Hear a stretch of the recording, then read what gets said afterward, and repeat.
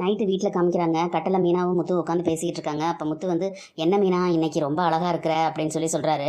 அப்போது மற்ற நாளெல்லாம் நான் அழகா இல்லையா அப்படின்னு சொல்லிட்டு மீனா கேட்குறாங்க. உடனே முத்து இருந்துட்டு, ஐயோ நான் அப்படி சொல்லலை, என்னைக்கு விட இன்னைக்கு நீ ரொம்ப அழகா இருக்கிற அப்படின்னு சொல்கிறாரு. நான் எப்பவும் போல தான் இருக்கேன், இன்னைக்கு தான் உங்கள் கண்ணு நல்லா தெரியுதுன்னு நினைக்கிறேன் அப்படின்னு சொல்லிட்டு மீனா சொல்கிறாங்க. அப்படியெல்லாம் இல்லை, நீ என்றைக்குமே அழகு தான், ஆனால் பயங்கரமான செல்வாக்கு இருக்கிற ஆளை நீன்னு சொல்லிட்டு நான் இன்னைக்கு தான் தெரிஞ்சுக்கிட்டேன் அப்படின்னு சொல்லிட்டு முத்து சொல்கிறாரு. எப்படி அப்படின்னு சொல்லி மீனா கேட்கும். ஆமாம், உன்னால தான் ஸ்டேஷனில் இருந்த கார் வெளியே வந்தது அப்படின்னு சொல்லிட்டு முத்து சொல்கிறாரு. அப்போ என்னமோ கோச்சிக்கிட்டீங்க, நான் போலீஸ்காரங்களுக்கு சப்போர்ட் பண்ணி பேசுகிறேன்னு சொல்லிட்டு அப்படின்னு சொல்லி மீனா கேட்குறாங்க. அது சரி விடு, ஏதோ கோவத்தில் சொல்லிட்டேன் அப்படின்னு சொல்லிட்டு முத்து சொல்கிறாரு. முத்துவே இப்படியே உத்து பார்த்துட்டு மீனா வந்துட்டு, புருஷன் கோவக்காரனா இருந்தா பொண்டாட்டி கொம்பு சீவி விடக்கூடாது, அவன் கோவத்தை அடக்க பார்க்கணும், அவ தான் நல்ல பொண்டாட்டி. ஆமாம்மா, நீ நல்ல பொண்டாட்டி தான், நானும் நல்ல புருஷன் தான் அப்படின்னு சொல்லிட்டு முத்து சொல்கிறாரு. அதை நீங்கள் சொல்லக்கூடாது, நான் சொல்லணும். அப்போ நீ சொல்லு அப்படின்னு சொல்லிட்டு முத்து சொல்லவும், ஆமாம்மா சொல்லுவாங்க, நினச்சா திட்ட வேண்டியது, அப்புறம் வந்து கொஞ்சம் வேண்டியது, என்னை பார்த்தா உங்களுக்கு எப்படி தெரியுது? உடனே முத்து இருந்துட்டு, என்ன மீனா இப்படி பேசுற, நான் வேணா உனக்கு சாரி சொல்றேன் அப்படின்னு சொல்லிட்டு போய் கட்டி பிடிக்கிறாரு. ஒண்ணு வேணாம் அப்படின்னு சொல்லிட்டு மீனா வந்து அப்படியே தள்ளி விடுறாங்க. முத்து இப்படியே பார்த்துக்கிட்டு இருக்காரு. அப்புறம் அடுத்த நாள் காலையில காமிக்கிறாங்க. ரவியும் ஸ்ருதியும் வந்து வெளியே போயிருந்தவங்க வீட்டுக்குள்ள வராங்க. வந்துட்டு அப்பா அம்மா அப்படின்னு சொல்லிட்டு அண்ணாமலையோட ரூம் போய் ரவி தட்டுறாரு. மீனா வாங்க அப்படின்னு சொல்லிட்டு ஸ்ருதி கூப்பிடுறாங்க. நீங்களும் வாங்க அப்படின்னு சொல்லிட்டு மனோஜ் ரோகிணியுமே ரவி கூப்பிடுறாங்க. எல்லாரும் வந்து ஹாலில் உட்காந்தோன்னா இந்தாங்கப்பா அப்படின்னு சொல்லிட்டு அண்ணாமலை கிட்ட வந்து ரவி எதையோ கொடுக்குறாரு. என்னடா இது அப்படின்னு சொல்லி கேட்குறாங்க. இன்விடேஷன் பா அப்படின்னு சொல்லிட்டு ரவி சொல்றாரு. என்னடா இது, உங்க ஹோட்டலில் மறுபடியும் ஏதாவது காம்படிஷன் வைக்கிறாங்களா அப்படின்னு சொல்லிட்டு மனோஜ் கேட்குறாரு. ஏண்டா இதெல்லாம் வாரமாக வைப்பாங்க அப்படின்னு சொல்லிட்டு ரவி கேட்கும். அப்புறம் எதுக்கூட இந்த இன்விடேஷன் அப்படின்னு சொல்லி மனோஜ் கேட்குறாரு. எங்கள் வெட்டிங் ஆனிவர்சரிக்காக ஒரு ஃபங்க்ஷன் அரேஞ்ச் பண்ணியிருக்கோம் அப்படின்னு சொல்லிட்டு ரவி சொல்கிறாரு. இன்விடேஷன் எல்லாம் அடிச்சு ஒரு ஃபங்க்ஷன் ரெடி பண்ணியிருக்கீங்களா அப்படின்னு சொல்லிட்டு மனோஜ் கேட்டுட்டு ரோகிணி திரும்பி பார்க்குறாரு. டேய், ஃபங்க்ஷன்னா இன்விடேஷன் எல்லாம் அடிச்சு தாண்டா பண்ணுவாங்க, கேட்குறான் பாரு ஒரு கேள்வி அப்படின்னு சொல்லிட்டு முத்து சொல்கிறாரு.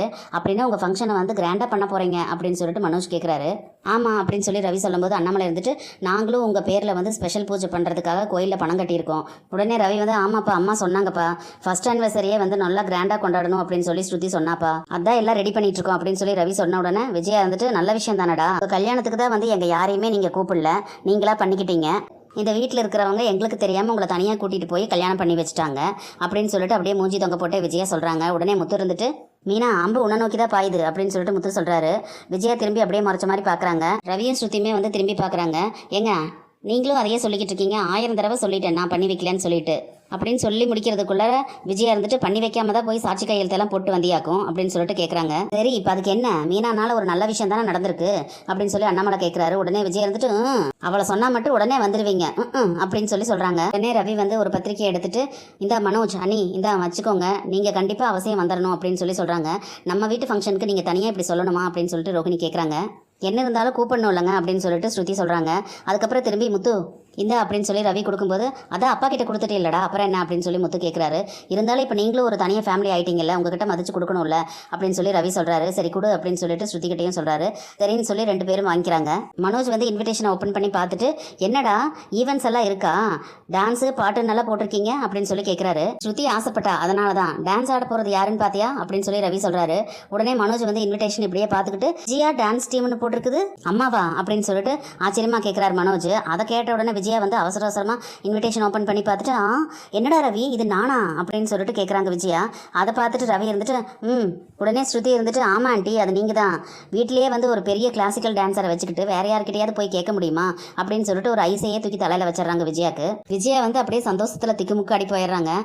நீங்கள் உங்கள் ஸ்டூடெண்ட்ஸோட சேர்ந்து வந்து இங்கே நல்லா டான்ஸ் பண்ணணும் அப்படின்னு சொல்லிட்டு ரவி சொல்கிறாரு.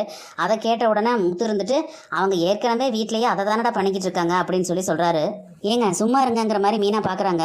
விஜயாவும் வந்து அப்படியே திரும்பி பார்க்குறாங்க. இல்லை வீட்லேயே வந்து அதை தானே ப்ராக்டிஸ் பண்ணிட்டு இருக்காங்க, அதை சொன்னேன் அப்படின்னு சொல்லி முத்து சமாளிச்சிடுறாரு. உடனே விஜயா வந்து, ரொம்ப சந்தோஷமா இருக்குடா ரவி, இந்த மாதிரி ப்ரோக்ராம்ல எல்லாம் நான் இது வரைக்கும் டான்ஸ் ஆடுனதே இல்லடா. அதை கேட்ட அண்ணாமலை வந்துட்டு, முதல் தடவையாக புக் பண்ணியிருக்காங்க, ஒருவேளை இதே மாதிரி நிறைய புக்கிங் எல்லாம் வரலாம் அப்படின்னு சொல்லி சொல்கிறாரு.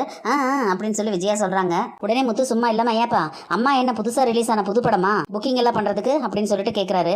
எதுக்கு எடுத்தாலும் சும்மா கிண்டல் பண்ணிக்கிட்டு நீ சும்மா இருடா அப்படின்னு சொல்லிட்டு மனோஜ் கத்துறாரு. ஏண்டா நீங்களும் தான் ஃபங்க்ஷன் பண்ணீங்க பெரிய ஹால் எடுத்து, அப்போ அம்மாவை டான்ஸ்க்கு புக் பண்ணணும்னு சொல்லிட்டு உங்களுக்கு தோணுச்சா அப்படின்னு சொல்லிட்டு முத்து வந்து சைடு கேப்பில் அடிச்சு விடுறாரு. அப்படியே மனோஜ் ரோகிணி ஒருத்தர் பார்த்துக்கிறாங்க. விஜயாவுமே வந்து ஒரு மாதிரி பார்த்துட்டு அப்படியே தலையை குனிஞ்சுக்கிறாங்க. உடனே ரோகிணி இருந்துட்டு, முத்து நாங்கள் வந்து அதை பிஸ்னஸ் மீட்டிங்காக தான் பண்ணோம், அங்கே வச்சு இந்த மாதிரி ஈவெண்ட்ஸ் எல்லாம் பண்ண முடியாது, ஒருவேளை நாங்கள் பர்சனலாக ஏதாவது பண்ணியிருந்தா ஆண்டியை வந்து அங்கே பெர்ஃபார்மன்ஸ் பண்ண சொல்லியிருப்போம் அப்படின்னு சொல்லிட்டு ரோகிணி சொல்கிறாங்க. உடனே ஸ்ருதி இருந்துட்டு, ஆண்டி உங்களுக்கு ஓகே தானே, உங்களை கேட்காமையே நாங்கள் இன்விடேஷனில் வேற இதை பிரிண்ட் பண்ணிட்டோம் அப்படின்னு சொல்லிட்டு சொல்கிறாங்க. உடனே விஜயா சிரிச்சுட்டு, இது என்னம்மா கேள்வி, என்னோட கலைத்திறமையை 4 செவத்துக்குள்ளே நான் வச்சுட்டு இருந்தேன் இது வரைக்கும், நீங்கள் தான் 4 பேருக்கு இப்போ தெரியற மாதிரி பண்ணிட்டீங்களே அப்படின்னு சொல்லி சொல்கிறாங்க. சின்ன வயசுல தான் அரங்கேற்றம் நடக்கல, இப்போ இருக்கட்டுமே அப்படின்னு சொல்லிட்டு சொல்கிறாங்க விஜயா. பார்வதி ஆண்டி வர சொல்லிருங்க, அவங்களுக்கும் நான் இன்விடேஷன் கொடுத்துட்றேன் அப்படின்னு சொல்லிட்டு ரவி சொல்கிறாரு. அதெல்லாம் ஒன்றும் தனியாக வேண்டாடா, நான் கூப்பிட்டோன்னா அவள் வந்துடுவா, அவளுக்கும் டான்ஸ் ஆடணுங்கிற ஆசை வந்துருச்சு அப்படின்னு சொல்லி விஜயா சொல்லி முடிக்கல. அண்ணாமலை வந்து அப்படியே ஆச்சரியமா இப்படியே பார்க்குறாரு. நான் ஆடுற டான்ஸை பார்த்துட்டு அவளுக்கும் வந்து தானும் ஆடணும்னு ஆசை வந்துருச்சு அப்படின்னு சொல்லிட்டு விஜயா சொல்கிறாங்க. அது பார்வதி ஆண்டிக்கு தெரியுமா அப்படின்னு சொல்லிட்டு முத்து நக்கலாக கேட்குறாரு. உடனே அண்ணாமலை வந்துட்டு டேய் அப்படின்னு சொல்லி சொன்னோன்னே பேசாமல் இருந்துடுறாரு முத்து. அவன் பேசினா பேசிட்டு விடுங்க, என் திறமையை பற்றி அவனுக்கெல்லாம் என்ன தெரிய போகுது அப்படின்னு சொல்லிட்டு விஜயா சொல்கிறாங்க. ரவி, உன் ஃபங்க்ஷனில் நான் ஆடுறதை பார்த்து இந்த ஊரே வாயை புழக்க போகுது பாரு. அதை கேட்ட முத்து உடனே எல்லாரும் போர் அடிக்குதுன்னு கொட்டாய் விடுவாங்களா அப்படின்னு சொல்லி கேட்குறாரு. உடனே விஜய் அப்படியே திரும்பி முறைக்கிறாங்க. அண்ணாமலை இருந்துட்டு டே நீ கொஞ்சம் சும்மா இரேண்டா அப்படின்னு சொல்லி சொல்கிறாரு. உடனே ஸ்ருதி இருந்துட்டு அங்கிள், இந்த ஃபங்க்ஷனுக்கு ஃப்ளவர் டெக்கரேஷன்ஸ் எல்லாம் மீனா தான் பண்ண போகிறாங்க அப்படின்னு சொல்லி சொல்கிறாங்க. ஓ அப்படியாம்மா, நல்ல விஷயம் தான் அப்படின்னு சொல்லி அண்ணாமலை சொல்கிறாரு. உடனே மனோஜ் இருந்துட்டு ஏண்டா ரவி, டான்ஸு டெக்கரேஷன் எல்லாத்தையுமே ஃப்ரீயாக செலவே இல்லாமல் பண்ணியிருப்ப போல இருக்குது, செலவே இல்லைப்போ அப்படின்னு சொல்லி சொல்கிறாரு. உடனே முத்து இருந்துட்டுப்பா, இப்போ கூட பணத்தை பற்றி தான் யோசிச்சுட்டு இருக்காங்க, இவனோட புத்தி மாறவே மாறாதுப்பா அப்படின்னு சொல்லி சொல்கிறாரு. உடனே அண்ணாமலை வந்து டே மனோஜ், அவன் ஒரு ஃபங்க்ஷன் பண்ணும்போது வீட்டில் இருக்கிறவங்களோட திறமையை மதித்து மரியாதை பண்ணுறான், அது நல்ல விஷயம் தானே அப்படின்னு சொல்லி கேட்குறாரு. அதை பார்த்துட்டு ரோகிணியும் மனோஜும் பேசாமல் இருந்துடுறாங்க. உடனே ஸ்ருதி வந்து மீனா பார்த்துட்டு, மீனா நீங்கள் என்ன சார்ஜ் பண்ணுறீங்கன்னு சொல்லி சொல்லுங்கள், நாங்கள் கொடுத்துட்றோம் அப்படின்னு சொல்லி சொல்கிறாங்க. உடனே மீனா இருந்துட்டு, ஐயோ ஸ்ருதி, உங்களுக்காக பண்ணுறதுக்கெல்லாம் போய் நான் காசு வாங்குவேனா, அதெல்லாம் எதுவும் வேண்டாம், நீங்கள் டெக்கரேஷன்ஸ் பற்றி எந்த கவலையும் படாதீங்க, அதெல்லாம் அசத்திடலாம் அப்படின்னு சொல்லிட்டு மீனா சொல்கிறாங்க. அதை பார்த்துட்டு அப்படியே மூஞ்சி திருப்பிக்கிறாங்க விஜயா. டே ரவி, என் ட்ராவல்ஸ்லேருந்து நான் உனக்கு உன் ஃபங்க்ஷனுக்கு கார் ஓட்ட போகிறேன்னு சொல்லி சொன்னான்ல அப்படின்னு சொல்லி முத்து சொல்லவும், சரி நீ அதை பார்த்துக்கோ அப்படின்னு சொல்லிட்டு ரவி சொல்கிறாரு. உடனே முத்து இருந்துட்டு, என்னடா நீ இன்விடேஷனில் வந்து அம்மா பேர் அப்பா பேர் மட்டும் போட்டிருக்க, எங்கள் பேரெல்லாம் இல்லையா அப்படின்னு சொல்லி கேட்குறாரு. டே நல்லா பாருடா, வித் காம்ப்ளிமெண்ட்ஸ்ன்னு சொல்லிட்டு உன் பேர், அண்ணி பேர், மனோஜ் பேர், ரோகிணி அண்ணி பேர் எல்லா பேரும் போட்டிருக்கேன் பாரு அப்படின்னு சொல்லி சொல்கிறாரு.